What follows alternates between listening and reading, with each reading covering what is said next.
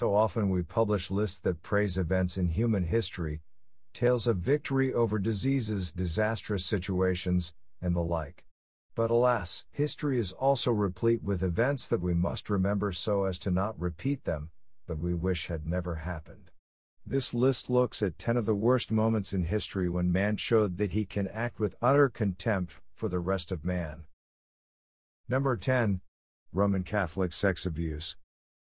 Sexual abuse of the naive and innocent by authority figures is nothing new to human history, but what makes this example of it especially heinous is that it has taken place under the unwatchful eye of the most powerful Christian organization in the world. Child rape and molestation are, in the common view, possibly the vilest, most despicable sin and felonies a person can commit, precisely because there can be no excuse for it. Add to that the sin of homosexuality.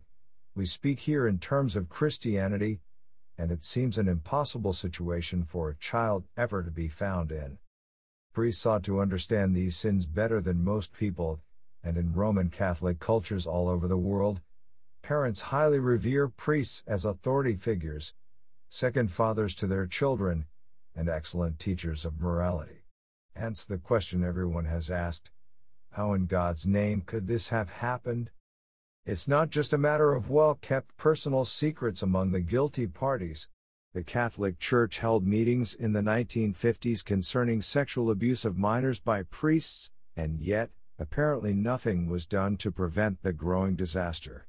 Those people known to have a history of committing sexual abuse against others were knowingly ordained and sent to priestly duties all over the world, not just in the United States, but in England, Ireland, Canada, Belgium, the Philippines, and many other nations. The scandal didn't hit the mainstream media until the 1980s, raising suspicion of papal cover-ups to protect the image of Christianity. Fortunately, Christianity's image has not suffered a fraction of the fallout that the Catholic hierarchy has. Christ will never be torn down because of man's sin, or it would certainly have happened by now. The priests are, as of this list, still being hunted down, investigated, and dealt with according to man's law.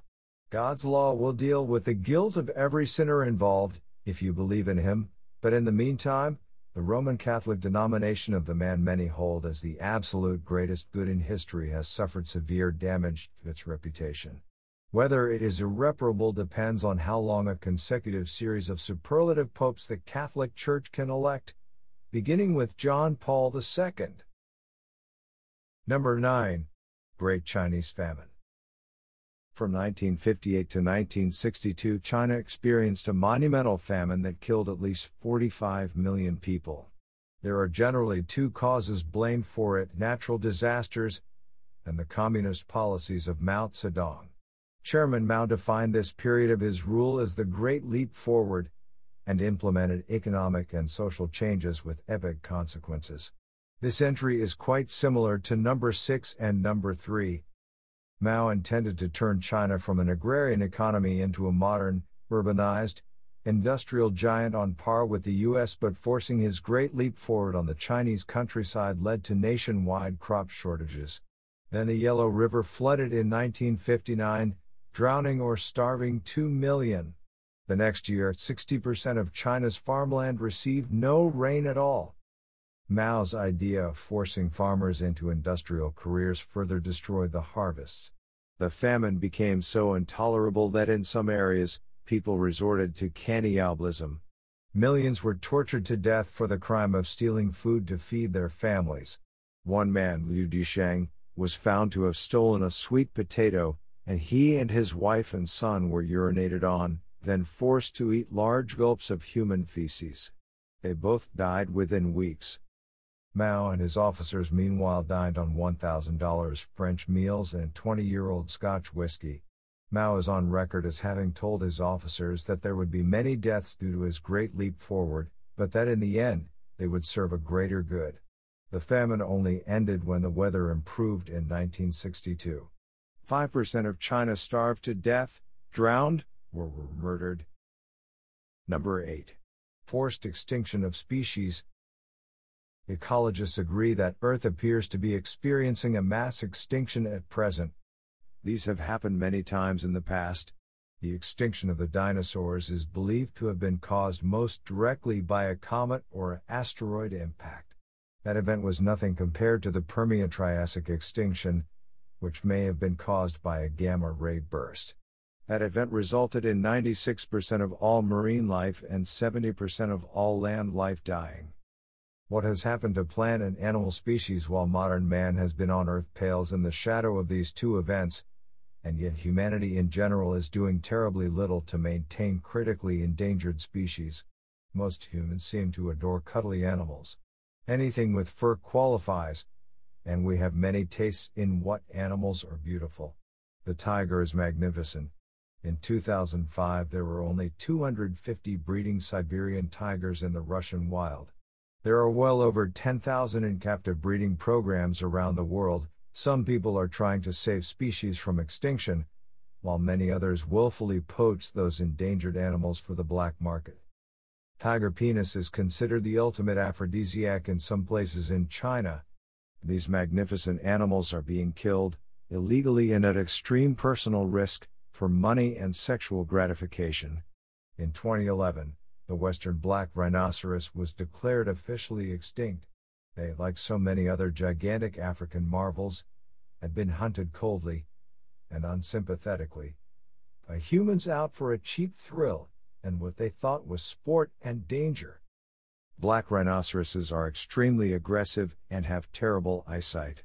They will charge headfirst into trees and termite mounds, thinking they see a territorial challenger. Males weigh an easy 3,000 pounds. The record is 6,380 pounds. There are only about 4,000 left in the African wild as of this list. The reason is twofold. In 1900 there were several 100,000 in Africa, but English hunters toured Africa to shoot down the Big Five: elephants, rhinoceroses, Cape buffaloes, lions, and leopards. This lister goes hunting now and then for deer, squirrels, rabbits, and doves, and these animals are very bountiful and fairly difficult to outwit in the wild. The hunter must also be a good marksman. But in Africa, elephants and rhinoceroses are too gargantuan to have natural predators except the very occasional lion. So they stand still or charge in the presence of humans. There's no hunting involved. You can drive up to either species in a jeep in the middle of day and take pictures. And armed with a .700 Nitro Express, which propels a 1,000-grain solid bronze bullet at 8,900 foot-pounds of force, there's no skill involved. Some people just enjoy killing these magnificent animals for the empowerment it seems to instill. Also, rhinoceros horns are highly sought after in Chinese medicine for their ability to cure disease and impotence, neither of which the horn can do. It is made of pure keratin, and so are your fingernails. Keratin comes from the Greek kappa rho alpha tau omicron sigma, which means of the horn. There are anywhere from 470,000 to 690,000 African bush elephants left in the wild, and they are protected from poachers, but not well. They are poached for their ivory tusks, regardless of the international illegality of buying or selling them. Gorillas are poached for their hands, which are used as ashtrays. Then, of course, there is severe habitat destruction in virtually every ecosystem on the planet, so we can have our diamonds and gold, and build colossal megalopolis. Number 7. Fanatical terrorism. Splinter cell terrorism refers to acts of terror, especially bombings, hijackings, and assassinations, committed by agents of organizations operating all over the world free of direct link to any organization. It is the ultimate example of guerrilla warfare, and as the world has seen in the past 20 years or so, huge, powerful, technologically advanced militaries have extreme difficulty stopping these criminals.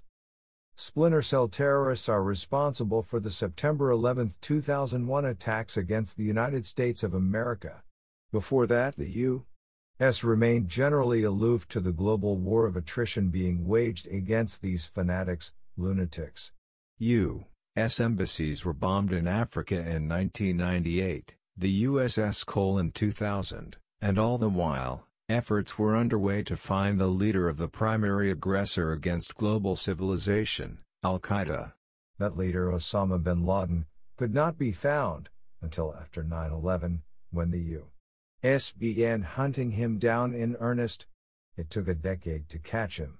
In the meantime, other fanatics the world over were perpetrating atrocity after atrocity against innocent, unarmed civilians of dozens of countries, for the avowed purpose of eradicating Jews and Christians from Earth. Stopping each of these terrorists once they make their presence known can never put an end to the problem. Islamic terrorists are not the only culprits, as Theodore Kaczynski and Timothy McVeigh prove. It is impossible to make these fanatics respect any military might, since to begin with, they are not afraid to die in the process of killing others. How civilized humanity can put a total end to this terrorism is still debatable, of course. Whether it even can be stopped is also debatable. Number 6. Khmer Rouge regime. The Khmer Rouge were members of the Communist Party of Kampuchea, and during their 4-year reign of terror, from 1975 to 1979, they completely destroyed Cambodia, economically, politically, and demographically. They took advantage of the chaos following the Vietnam War to overthrow the Republican government and set up what their leader, Saloth Sar, who named himself Pol Pot, called agrarian socialism. It was in reality a forced relocation of every single Cambodian citizen from cities to farms where they were forced to farm regardless of skill or health. They were starved to death, beaten to death, overworked to death, and tortured to death. Anyone deemed intellectual was immediately murdered to protect the regime. Anyone wearing glasses was deemed intellectual. These people were taken out into killing fields and hacked to pieces with machetes. Every single book that could be found was burned, as was all money. All banks and even hospitals were shut down. The citizens were no longer given more than 2 bowls of rice soup per day. All religion was banned, and those adhering to any religion were prime targets for murder, including Buddhists, Christians, and Muslims, anyone educated in Western universities, and any ethnicity other than Cambodian. The most notorious details of this sorry moment in human history come from S21, now the Tuol Sleng Genocide Museum. It was a high school before it was taken over. The Khmer Rouge guards forced the prisoners to eat the guards' feces. The prisoners were forbidden from drinking water without permission, and if they did, they were beaten sometimes to death. They were waterboarded, raped, their teeth and genitals electrocuted, bled to death, drowned, and castrated with pliers. The death toll of this regime cannot be accurately calculated, because records were rarely kept well. The most reliable estimate is 2.5 to 3 million murdered. That was 21% of Cambodia's population. Pol Pot died on April 15, 1998 of what was claimed to be heart failure. He might have been poisoned, or committed suicide, since he was about to be arrested for his crimes. Number 5. World War I. One of only 2 wars to make this list, this one does because of the hideous speed at which hostilities escalated in 1914, and because there is no single villain to blame. Humanity in general is to blame for this one. In retrospect, it appears as if every country in Europe was harboring a festering hatred for one another, and everyone was looking for an excuse to invade. The act that touched it off was the assassination of Franz Ferdinand, Archduke of Austria, by Gavrilo Princip, whose motive was no more complicated than a desire to prove his bravery to the Serbian army, which had rejected him for being too small and weak. Almost every nation in Europe had a treaty with another nation, and these treaties all said the same thing: if anyone attacks you, we've got your back. Austro-Hungary declared war on Serbia, which prompted Russia to declare war on Austro-Hungary, which prompted Germany and Italy to declare war on Russia, which prompted the United Kingdom and France to declare war on Germany and Italy. Spain and, of course, Switzerland stayed out of it. The United States stayed out of it until Germany waged total war on international unarmed merchant ships, particularly Lusitania, and because of the Zimmermann telegram which Germany sent to Mexico urging it to declare war on the U.S. The British intercepted this memo, but Mexico, to its credit, did not dare attack the U.S. S. We can all agree that war is the epitome of human stupidity, and as wars go, World War I may be insurmountable in exemplary idiocy. War theory, if we may call it that, had progressed in terms of modern defense, but not attack. Both sides were armed with more or less the very same weaponry, especially the Maxim machine gun, the first truly modern machine gun. It is belt-fed, fires the .303 British, the 8mm Mauser with a 7.62 NATO, at a rate of 450 to 500 rounds per minute, sufficient to cut men in half, which is precisely what it did tens of thousands of times for 4 years. The British, French, Germans, Russians, and Americans all had them, and for the first 2.5 years, the trench warfare involved one side charging out across 100 to 1,000 yards of no man's land, through shell craters, barbed wire, mud and mines, right into the waiting machine gun lines of the enemy trenches. Each time one side was beaten back with severe losses, the other side thought there would be a weakness and charged after them, right into waiting machine gun lines. Kaiser Wilhelm sent a telegram in late 1914 to his cousin, Tsar Nicholas II, that read in Russian, Niki, how can we stop this? On the first day of the Battle of the Somme River, July 1, 1916, the middle day of the middle year of the Great War, as it was called before 1939, the British conducted the European slow march, walking not running, toward the Germans, on the theory that the slower they advanced, the more difficult they would be to hit, and more fearsome they would be to the enemy. After 12 hours, 19,240 British soldiers lay dead in about 25 square miles. This was the most lethal day in the British military's history. The Somme was begun in an attempt to draw men of both sides away from the Battle of Verdun, so a decision there could be attained. Instead, the Somme became an even larger battle in scale, and it in Verdun remained the most epic of the war. 698,000 men died at Verdun, 70,000 per month for 10 months. Over 300,000 died at the Somme. Each battle resulted in over 1 million casualties, the debut of the modern flamethrower at Verdun, and the tank at the Somme. The Germans opened hostilities at Verdun with a 10-hour cannonade of 808 artillery pieces, firing almost 1 million shells, some as wide as steering wheels. Around the French fortifications, the blackened skeletons of trees were festooned with human and horse intestines. The Germans also used ample supplies of mustard gas in both battles.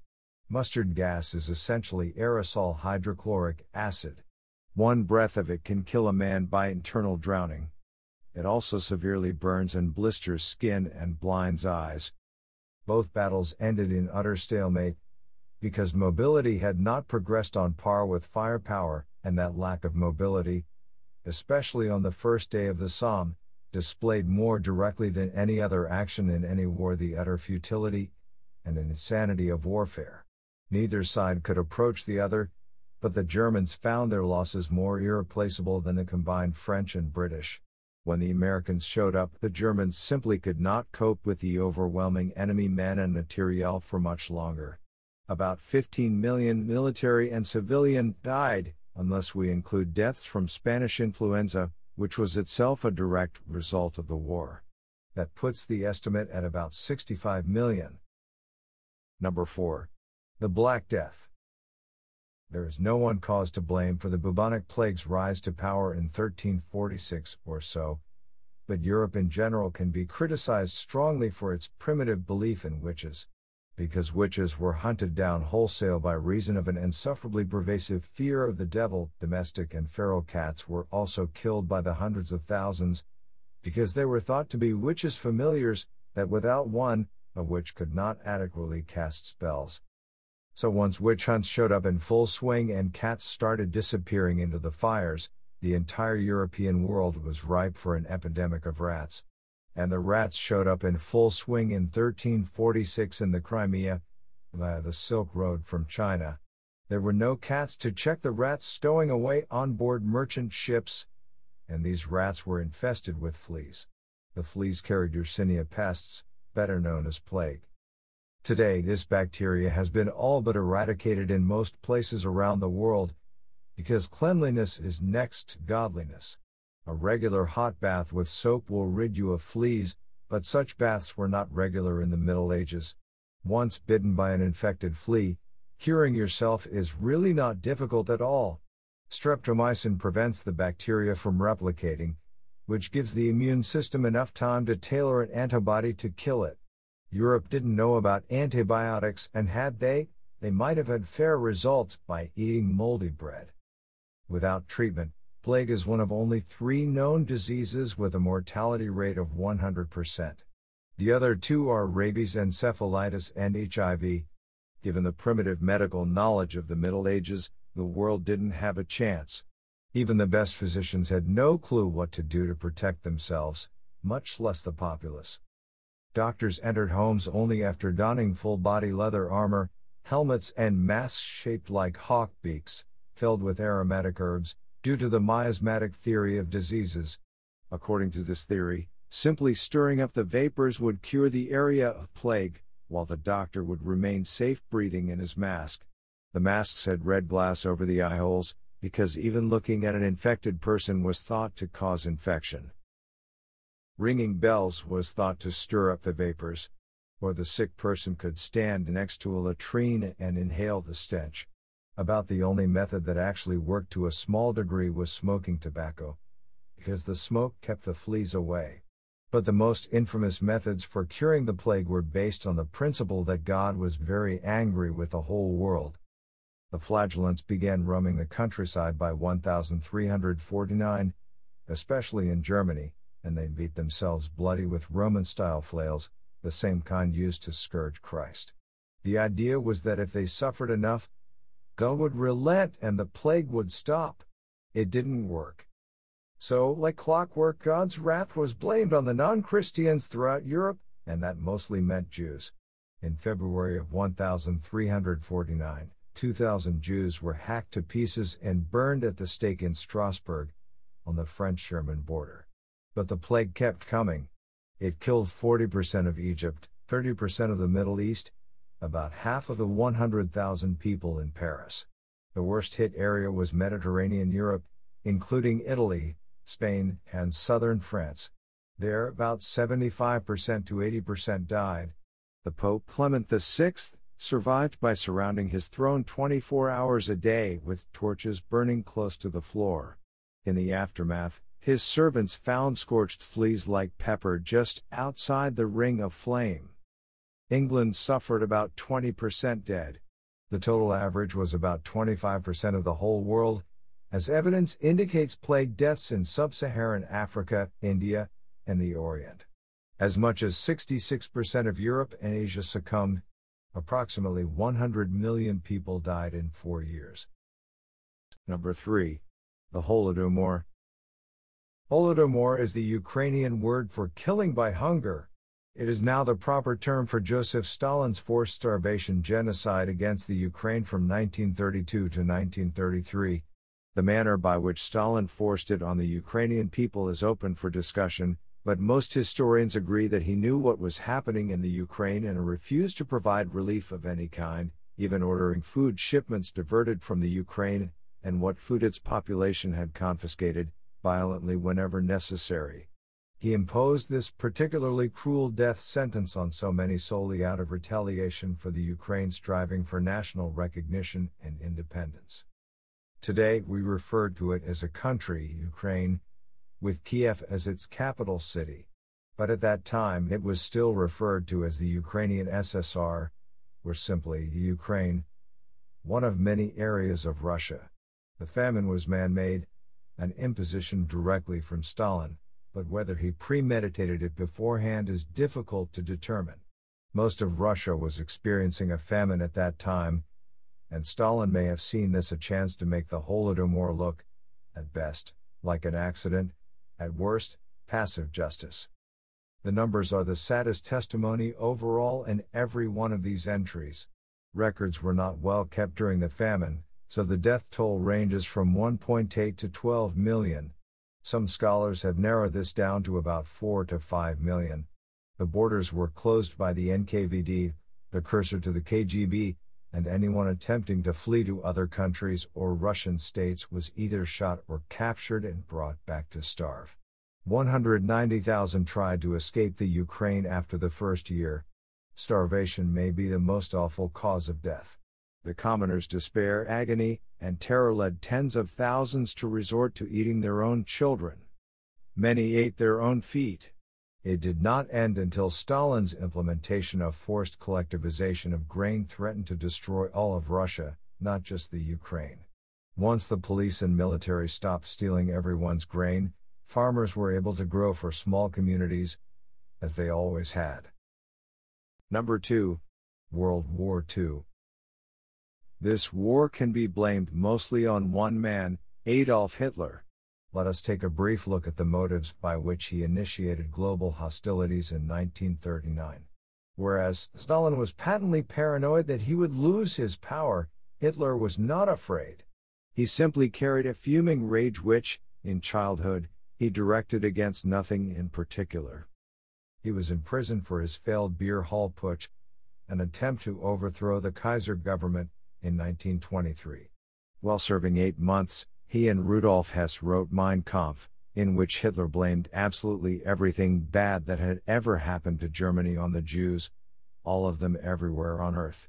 Whether he actually believed this is open to debate, but there is no denying that he saw in Jews an outstanding scapegoat, one against which all non-Jewish Germans would rally.